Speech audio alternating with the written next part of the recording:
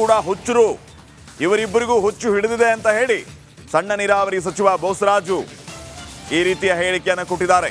ಕಾರಣ ಇಷ್ಟೇ, ಸಿಎಂ ರಾಜೀನಾಮೆಯನ್ನ ಕೇಳಿದ್ದಕ್ಕೆ ಬೋಸರಾಜ್ ಗರಂ ಆಗಿ ಈ ರೀತಿ ಕುಮಾರಸ್ವಾಮಿ ಮತ್ತು ಆರ್ ಅಶೋಕ್ ವಿರುದ್ಧ ಕಿಡಿಕಾರಿದ್ದಾರೆ. ಯಾವಾಗ ನೋಡಿದ್ರೂ ಕೂಡ ಹುಚ್ಚರಂತೆ ಕೂಗಾಡ್ತಾರೆ, ಇಬ್ಬರಿಗೂ ಹುಚ್ಚು ಹಿಡಿದಿದೆ ಅಂತ ಸಚಿವ ಬೋಸರಾಜು ಅವರು ರಾಯಚೂರಲ್ಲಿ ಹೇಳಿಕೆಯನ್ನು ನೀಡಿದ್ದಾರೆ.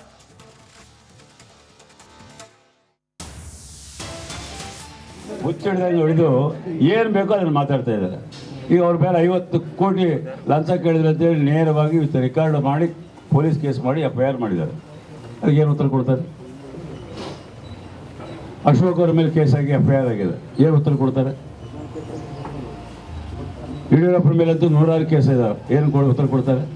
ಅವ್ರದೇ ಪಕ್ಷದವರು ಯತ್ನಾಳ್ ಅವರು ಮಾಜಿ ಕೇಂದ್ರ ಸಚಿವರು BJP ಸರ್ಕಾರದಲ್ಲಿ, ಅವರೇ ಕ್ಲಿಯರ್ ಆಗಿ ಅನೇಕ ಬಾರಿ ಹೇಳಿದರು. ಈಗ ಮತ್ತೆ ಪುನಃ ವಿಚಾರ ಮಾಡಿದರು. ನಾವು ನಮ್ಮ ಪಕ್ಷದಲ್ಲಿ ಕೆಲವರು ಭ್ರಷ್ಟಾಚಾರದಿಂದ ಪಡೆದಿರ್ತಕ್ಕಂಥ 1000 ಕೋಟಿ ರೂಪಾಯಿ ಕಿಡ್ಕೊತಾರೆ.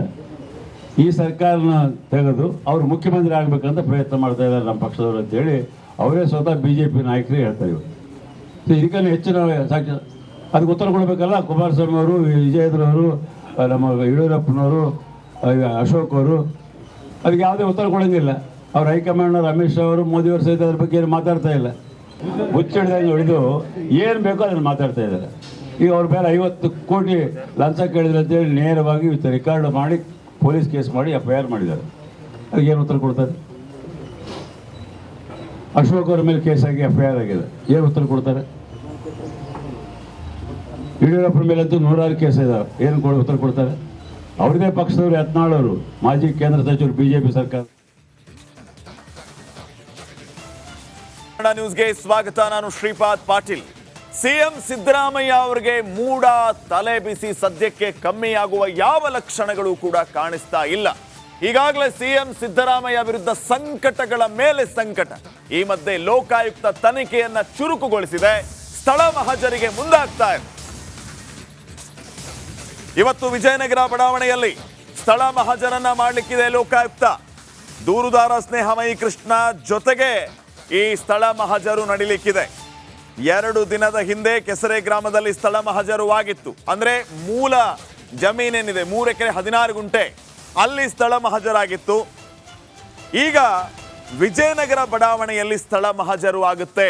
ಪರ್ಯಾಯ ನಿವೇಶನ ಪಡೆದಂತಹ ಜಾಗ, 14 ಸೈಟ್ಗಳನ್ನು ಪಡೆದಿದ್ದ ಜಾಗ, ಇಲ್ಲಿ ಸ್ಥಳ ಮಹಜರಾಗುತ್ತೆ. ದೂರುದಾರ ಸ್ನೇಹಮಯಿ ಕೃಷ್ಣ ಜೊತೆಗೆ ಈ ಮಹಜರು ನಡೆಯುತ್ತೆ. 2 ದಿನದ ಹಿಂದೆ ಕೆಸರೆ ಗ್ರಾಮದಲ್ಲಿ ಸ್ಥಳ ಮಹಜರು ಆಗಿತ್ತು. ಈಗ ವಿಜಯನಗರ ಬಡಾವಣೆಯಲ್ಲಿ ಲೋಕಾಯುಕ್ತ ಅಧಿಕಾರಿಗಳು ಸ್ಥಳ ಮಹಜರನ್ನ ನಡೆಸಲಿಕ್ಕಿದ್ದಾರೆ. ವಿಜಯನಗರ ಬಡಾವಣೆಯಲ್ಲಿ ಈ ಸ್ಥಳ ಮಹಜರು ಆಗುತ್ತೆ. ದೂರುದಾರ ಸ್ನೇಹಮಯಿ ಕೃಷ್ಣ ಅವರ ಜೊತೆಗೇನೆ ಈ ಸ್ಥಳ ಮಹಜರು ಪ್ರಕ್ರಿಯೆ ನಡೆಯುತ್ತೆ.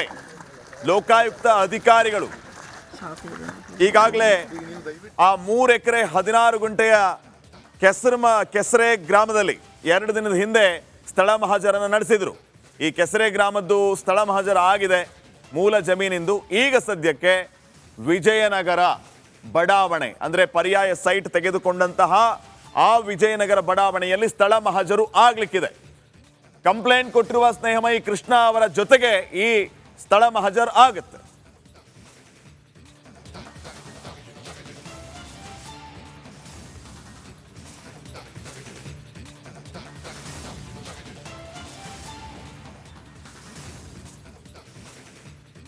ಮುಖ್ಯಮಂತ್ರಿ ಸಿದ್ದರಾಮಯ್ಯ ಪರವಾಗಿ GT ದೇವೇಗೌಡರು ಬ್ಯಾಟ್ ಮಾಡಿದ್ದು ಕಳ್ಳರೆಲ್ಲರೂ ಕೂಡ ಒಂದಾಗಿದ್ದಾರೆ ಅಂತ ಸ್ನೇಹಮಯಿ ಕೃಷ್ಣ ಅವರು ರಿಪಬ್ಲಿಕ್ ಕನ್ನಡದ ಜೊತೆಗೆ ಮಾತಾಡುವಾಗ ಹೇಳಿದ್ದಾರೆ.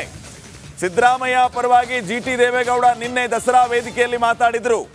ಕಳ್ಳರೆಲ್ಲರೂ ಕೂಡ ಒಂದಾಗಿದ್ದಾರೆ ಅಂತ ಸ್ನೇಹಮಯಿ ಕೌಂಟರ್ ಕೊಟ್ಟಿದ್ದಾರೆ.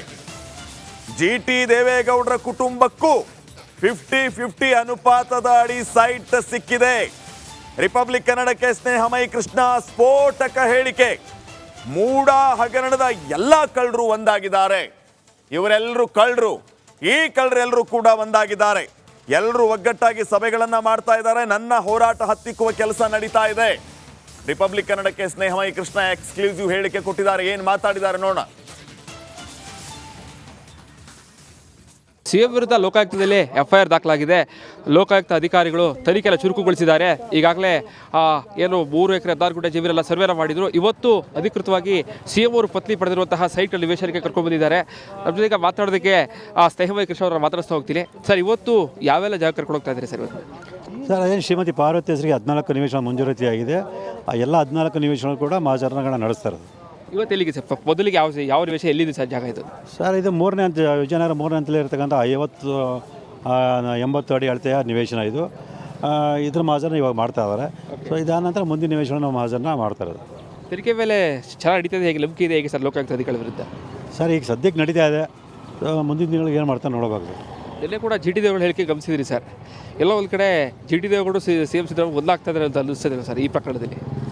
ಸರ್, ಅವರಿಬ್ಬರೇ ಅಲ್ಲ, 50-50 ಅನುಪಾತದಲ್ಲಿ ಯಾರು ನಿವೇಶನಗಳು ಪಡೆದರೆ ಆ ಎಲ್ಲ ರಾಜಕಾರಣಿಗಳಿಗೂ, ಎಲ್ಲ ಅಧಿಕಾರಿಗಳು, ಎಲ್ಲ ಪ್ರಭಾವಿ ವ್ಯಕ್ತಿಗಳು ಎಲ್ಲ ಒಂದಾಗ್ತಾರೆ. ಅವ್ರದ್ದೇ ಒಂದು ತಂಡವನ್ನು ಅಥವಾ ಒಂದು ಕೂಟವನ್ನು ರಚನೆ ಮಾಡಿಕೊಂಡು ನನ್ನ ವಿರುದ್ಧ ಮತ್ತು ಈ ಒಂದು ಪ್ರಕರಣದ ವಿರುದ್ಧ ಹೋರಾಟ ಮಾಡುವಂಥ ಎಲ್ಲ ಸಾಧ್ಯತೆಗಳು ಇದೆ.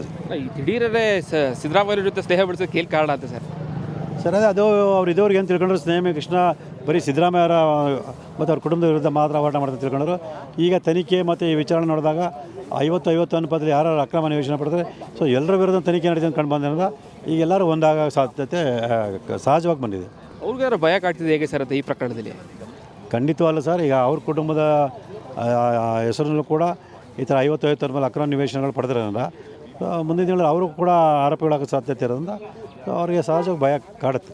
ಎಲ್ಲರೂ ಒಂದಾಗ್ತಾರೆ ಸರ್. ಸರ್, ನನಗೆ ಬಂದಿರೋ ಮಾಹಿತಿ ಪ್ರಕಾರ ಎಲ್ಲರೂ ಒಂದಾಗ್ತಾರೆ. ಸೊ ಒಂದು ಕಡೆ ಸಭೆಗಳು ನಡೆಸೋವಂಥದ್ದು, ಸೊ ಏನು ಮಾಡಬೇಕು ಅನ್ನೋದ್ರ ಬಗ್ಗೆ ಚರ್ಚೆ ನಡೆಸೋವಂಥದ್ದು, ಸೊ ಇದನ್ನು ತಡೆಯೋದಕ್ಕೆ ಏನು ಮಾಡಬೇಕು ಅನ್ನೋದ್ರ ಬಗ್ಗೆ ಸಂಚು ರೂಪಿಸೋದು ಇವೆಲ್ಲ ನಡೀತಾ ಇದೆ ಅಂತ ಮಾಹಿತಿ ಬಂದಿದೆ. ಅಂದರೆ FIR ದಾಖಲಾದ ರಾಜೀನಾಮೆ ಯಾಕೆ ಕೊಡಬೇಕು ಅಂತ ಕೇಳ್ತಾರೆ ಸರ್? ಅಲ್ಲ, ಇದೇ ಪ್ರಶ್ನೆ ಸಿದ್ದರಾಮಯ್ಯ ಅವ್ರು ಕೇಳಬೇಕು ಸರ್. GT ದೇವೇಗೌಡರು ಹೇಳೋಕ್ಕಿಂತ ಮುಂಚೆ ಇದೇ ಸಿದ್ದರಾಮಯ್ಯ ಅವರು ಹಿಂದೆ ಯಡಿಯೂರಪ್ಪ ಅವರಿಗೆ ಬೇರೆಲ್ಲ ಕೇಳಿದ್ರಲ್ಲ, ಆವಾಗ ಕೇಳಿದಂಥ ವ್ಯಕ್ತಿ ಈಗ ಯಾಕೆ ಉಲ್ಟಾ ಹೊಡಿತ ಅನ್ನೋದ್ರ ಬಗ್ಗೆ GT ದೇವೇಗೌಡರು ಒಂದು ಸ್ಪಷ್ಟೀಕರಣ ಕೊಡಬೇಕು. ಪಕ್ಕದಲ್ಲೇ ನಿಂತ್ಕೊಂಡು ಮಾತಾಡೋಲ್ಲ. ಅದೇ ಸಿದ್ದರಾಮಯ್ಯ ಅವರು ಹಿಂದೆ ನೈತಿಕತೆ ಪ್ರಶ್ನೆ ಮಾಡಿ ರಾಜೀನಾಮೆ ಕೊಡಬೇಕು, ಆರೋಪಿತ ವ್ಯಕ್ತಿ ಅಧಿಕಾರದಲ್ಲಿದ್ದರೆ ತನಿಖಾ ಸಂಸ್ಥೆಗಳು ಪ್ರಭಾವ ಬೀರ್ತಾವೆ ಅಂತ ಅವರೇ ಹೇಳಿದ ಮಾತನ್ನು ಸೊ ಈಗ ಯಾಕೆ ಇವರು ಅವರೇ ಬದಲಾಯಿಸ್ತಾರೆ ಅನ್ನೋದ್ರ ಬಗ್ಗೆ ಅವರೇ ಸ್ಪಷ್ಟೀಕರಣ ಕೊಡಬೇಕು. ಇದಿಷ್ಟು ದೂರದಾರದಂತಹ ಸ್ನೇಹಮಯಿ ಕೃಷ್ಣ ಅವರ ಮಾತುಗಳು. ಈಗಾಗಲೇ ಭಾಳ ಸ್ಪಷ್ಟವಾಗಿ ಹೇಳ್ತಾ ಇರೋದು, ಎಲ್ಲ ಕಳ್ಳರು ಕೂಡ ಒಟ್ಟಾಗ್ತಾ ಇದ್ದಾರೆ. ನಾನು ಮಾತ್ರ ಎಲ್ಲರ ವಿರುದ್ಧ ಹೋರಾಟ ಮಾಡ್ತಾ ಇದ್ದಾರೆ. GT ದೇವೇಗೌಡರ ವಿರುದ್ಧ ಕೂಡ ಹೋರಾಟ ಮಾಡ್ತಾರೆ. ಅವರು ಕೂಡ 50-50ಯಲ್ಲಿ ಸಾಕಷ್ಟು ನಿವೇಶನ ಪಡ್ಕೊಂಡಿದ್ದಾರೆ. ಸೊ ಹೀಗಾಗಿಯೇ ಈ ರೀತಿಯಾದಂತಹ ಮಾತುಗಳೆಲ್ಲ ಆಡ್ತಾ ಇದ್ದಾರೆ ಅನ್ನೋ ಮಾತುಗಳನ್ನ ಹೇಳ್ತಾ ಇದ್ದಾರೆ. ಕ್ಯಾಮ್ರಾ ಪರ್ಸನ್ ಸಂಜಯ್ ಜೊತೆಗೆ ವಿನೋದ್ ಪಡವಾರಿ, ರಿಪಬ್ಲಿಕ್ ಕನ್ನಡ, ಮೈಸೂರು. ಕುಮಾರಸ್ವಾಮಿ, ಅಶೋಕ್ ಇಬ್ಬರು ಕೂಡ ದೊಡ್ಡ ಹುಚ್ಚರು ಅಂತ ಸಚಿವ ಬೋಸರಾಜ್ ಅವರು ಇವರಿಬ್ಬರ ವಿರುದ್ಧ ಕಿಡಿಕಾರಿದ್ದಾರೆ. ಮಾತೆತ್ತಿದ್ರೆ ಮುಖ್ಯಮಂತ್ರಿಗಳ ರಾಜೀನಾಮೆಯನ್ನ ಕೇಳ್ತಿದ್ದಾರೆ. ಇವರಿಬ್ಬರಿಗೂ ದೊಡ್ಡ ಹುಚ್ಚು ಹಿಡಿದಿದೆ. ಕುಮಾರಸ್ವಾಮಿ ಮತ್ತು ಅಶೋಕ್ ಇಬ್ಬರು